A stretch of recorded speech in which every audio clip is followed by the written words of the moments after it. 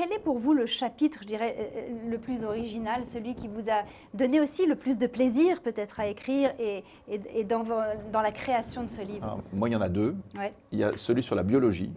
Parce que la biologie, je ne croyais pas que c'était aussi frappant. Parce qu'on parle toujours des constantes, des 20, 30 constantes physiques qui sont ajustées de manière fantastique et avec une probabilité, vous savez, avec comme une flèche jusqu'à l'autre bout de l'univers. Bon. Ouais. Ça, c'est vrai en physique, mais en biologie, c'est beaucoup, beaucoup plus fort. Parce que la biologie, pour créer un être vivant à partir de l'inerte, si vous voulez, des bactéries jusqu'à l'homme, en passant par toutes les plantes et tous les animaux, tout ce qui est vie sur Terre est codé par l'ADN et sous forme de cellules.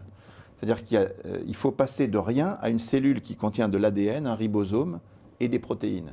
Or, toutes les études ont montré que la plus petite cellule vivante, pour que ça marche, il faut au moins 200 types de protéines différentes. 200 types de protéines différentes, faire une seule protéine, ça prend plus de temps par hasard que plusieurs univers.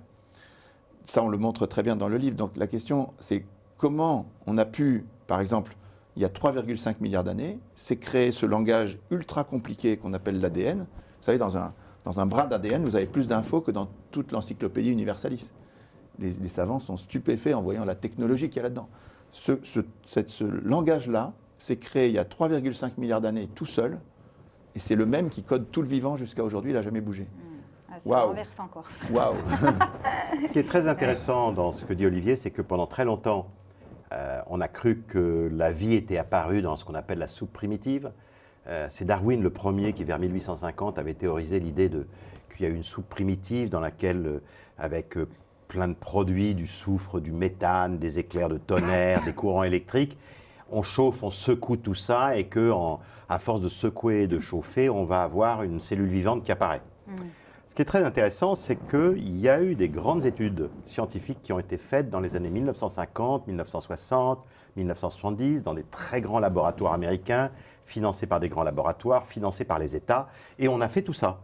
On a touillé ce qu'on appelle des soupes primitives, on a mis des rayons de toutes sortes, de l'électromagnétisme, des décharges électriques, on a rajouté tous les produits possibles et imaginables, et on a touillé tout ça, et il n'y a pas de résultat.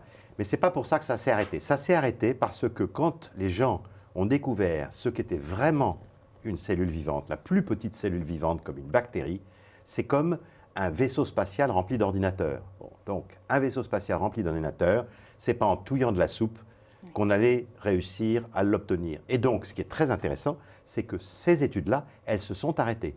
Aujourd'hui, en 2018, plus personne ne mène d'études scientifiques, financées par qui que ce soit, pour essayer de faire sortir une cellule vivante par hasard de la soupe primitive. Voilà. Donc le mystère de la création de la vie reste, il défie relativement l'entendement, et il faut imaginer qu'il y ait eu des réglages et des lois de la nature que nous ne connaissons pas aujourd'hui pour essayer d'expliquer ça, et voilà, ça c'est vraiment un vrai mur.